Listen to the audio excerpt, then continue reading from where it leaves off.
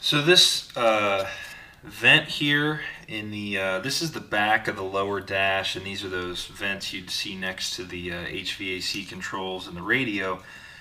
Kind of baffled me how to get these out of there, and I figured it out. And I'm going to kind of give you the quick version, and then hopefully you can figure it out on your own, because it's kind of tough to show exactly. But you don't want to bend and pry these tabs. The tabs, I'm using one of these little guys. The tabs you want to focus on are the ones up top. There's one, it's a little tiny, here's what I'll do. Let me move this. Sorry, this is just so tricky to explain.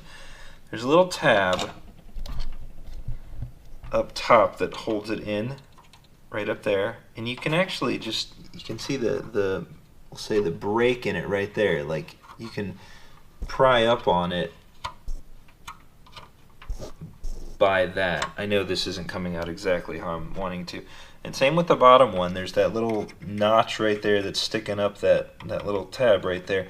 Those are the ones you want to worry about. So let me run you through how I got this out of there. And it could be incorrect, but whatever.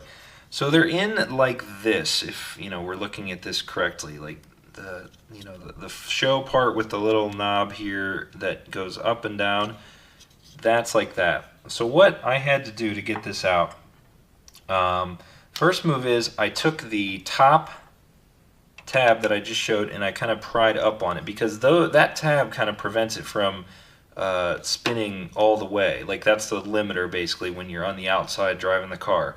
So you lift that up, and that kind of allows you to rotate this all the way around so it's backwards. Then from there, you have to pop off this little knob that goes on right there. That's the one you'd also see on the outside. So that slides off of there. Okay? So we're backwards still, and we're missing the knob.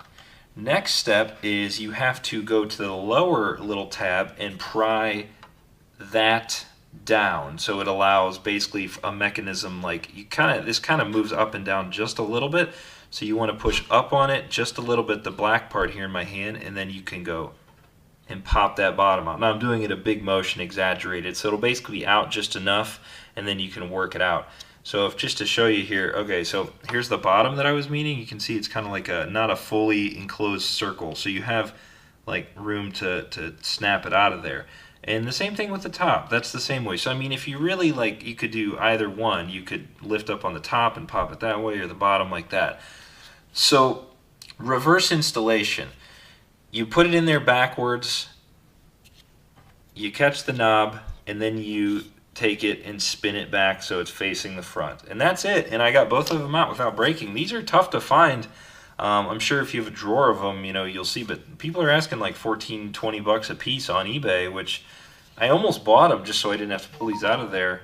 But I'm glad I did this part, because I learned how to do it, and it's not too bad. So yeah, that's the important part of this.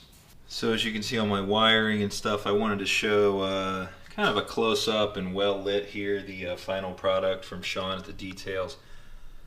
Got my Impala Gage in there, or Impala logo in there. Got the vents transferred. I'm kind of shadowy here, but I mean that's the majority of it right there. It's as long as I can keep it from, and I put this guy over here too. That's the other one, and then the hole just goes to the hole on the thing.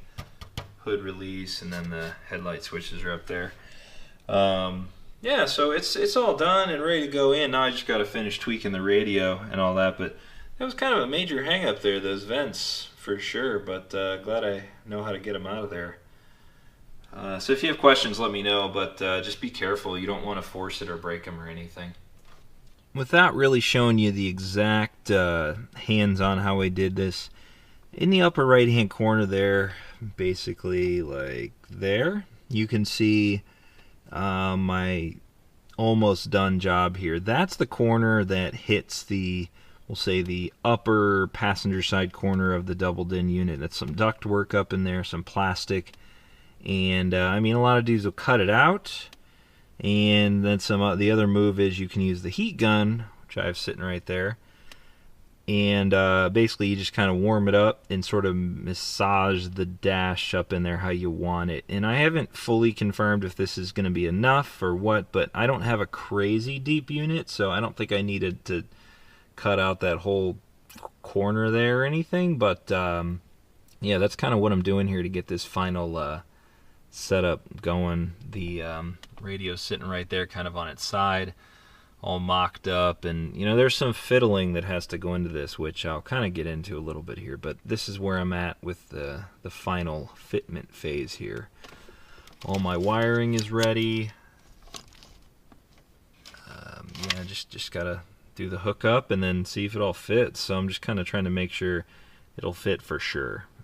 Wanted to give a small status update on this and just sort of give you the where I'm at with it. Have my radio and HVAC, will say 90% in there, and I kind of gambled, you know, as far as like there's 2 screws on each side of the radio holding it onto the bracket, and basically I'm gonna pull it out of here and show you because I'm just a little bit off. And I basically, what I did to make sure, you know, it was kind of like a test fit because I was waiting on an extension cord, which I'll show you in a minute. I kind of got it all together, put it in there, and then just kind of took the lower dash and basically installed it. And my radio is just a tick off, and it's actually a little bit farther back than it needs to be too, so I can actually move it forward to finish that. I've got this guy, this trim piece sitting here because I'm going to show you an idea I have of mounting a USB port right there, but just kind of where it's at. It's a Pioneer App Radio 4 SPH-DA 120, right around $400. Not cheap, not expensive for a pretty nice touchscreen with CarPlay and everything, but yeah, it's coming along. So I'm going to kind of tear this out of here and show you the looks of it.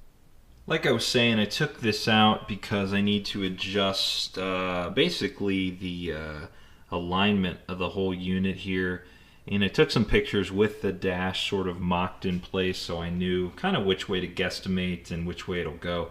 The tricky part of this is you have to have the head unit pretty much dead on, and you know, if it is off a tick and it's not fully, you know, lining up with your lower dash as you put it up there, you can't really get to these screws on the side to change it. So it's kind of like, at least the way I'm doing it, I could be doing it all wrong, but the way I can tell to do it is there's really not much wiggle room, because you can catch your 3 screws here, which there does look to be a little bit of play in those, which I maybe I can screw with that a little bit, but yeah, it's just a tick off right now. And I mean, I'm kind of want it to be almost perfect, if not looking pretty good. So, but I wanted to show this radio. Like I said, it's a Pioneer.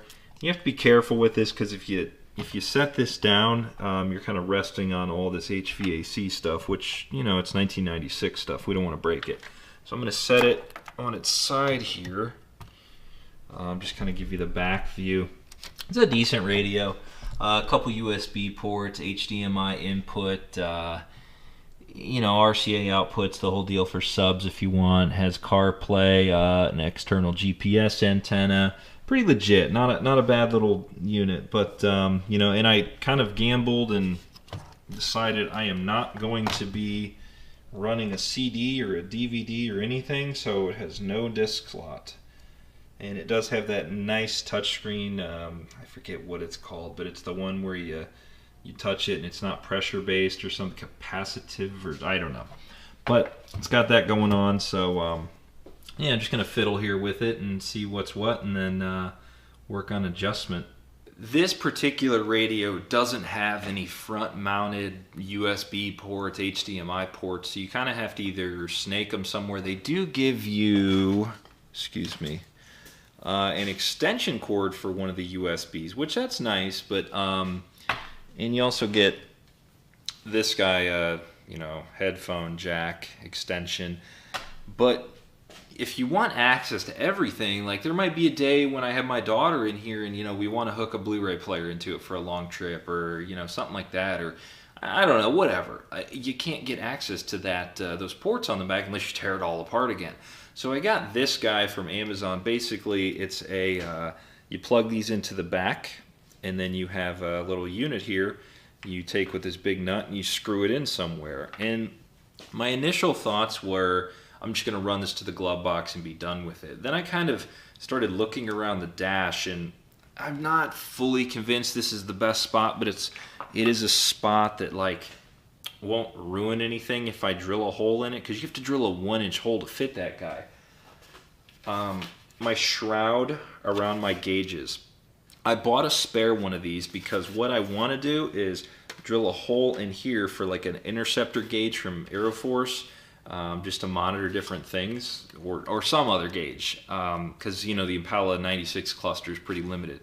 But I was thinking if I could put this guy right here, this thing, all the way over as far as I could before the bend, like close to the radio on the passenger side of this thing, it wouldn't be too bad. Because what I normally do is, if we're, you know, picturing in the car, I have a cord plugged into my whatever device, and then it goes up to a ram mount on the windshield where I have like a suction mount up there.